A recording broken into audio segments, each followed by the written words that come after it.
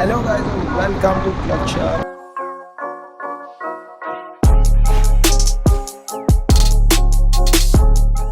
meeting you guys after so long, and here again we go for one more ride.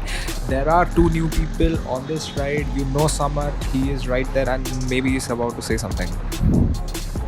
So the plan is now that we have picked one of them, we are heading to pick up another person, and then one more biker will join us from Pune. We'll head to our regular spot in Ambi Valley and then chill over there. Let the editor cut to the B-roll.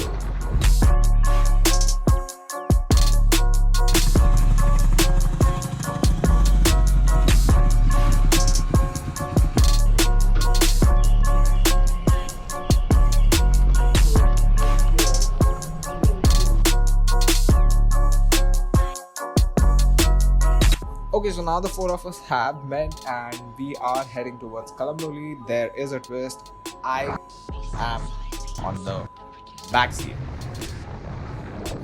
Okay, so now that I'm on the back seat, and let's enjoy some backseat vlogging. We'll talk about some news, we'll talk about the new bikes that have been announced, that have been launched, and some other things that are there in the Indian bike market. So now the four of us have crossed the toll. We had taken a break there. We informed our parents where we are safe and all. Then we are now moving towards Lonavala directly non-stop. Maybe Piyush will meet us somewhere before the Ghat section. So we'll take a pause there. But let's talk about news. So the bike market has been very chill in 2021, 2022. Not a lot of new products have come in, but for starters, this time we'll talk about the new R15M. Now the name, I will tell you, it's really aspirational. Some people might call it wannabe, but it is aspirational. The paint scheme looks good. I would say the golden forks look good.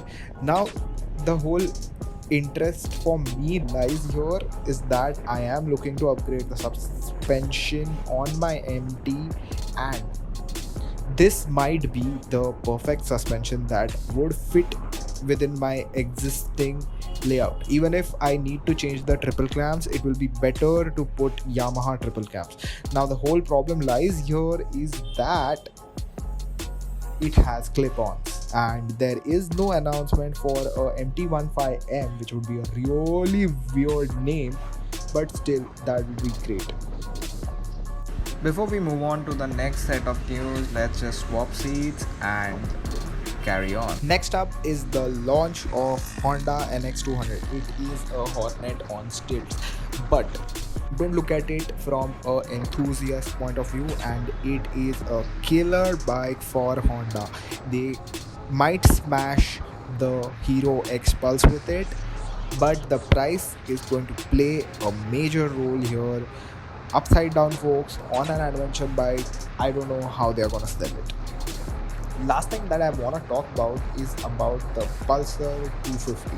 Now, a lot of news is that it will replace the existing Pulsar 220, but I don't know how people will connect and react to the discontinuation of 220. So what I think over here is the 220 will continue with this Pulsar, new Pulsar, and they will slowly phase it out like they phased out the 180 and the 200. The same way they will phase out the 220 also. The new bike is based on the NS platform. They might call it NS, they might not call it as NS, but there is a fed as well as non-fed version of that bike.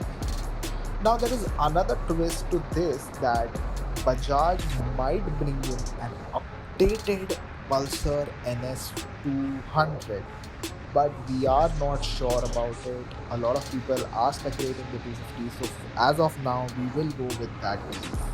That's all for the news. I don't think there's anything more that I need to cover. Let's wait and watch about these upcoming bikes, and now back to enjoying the ride.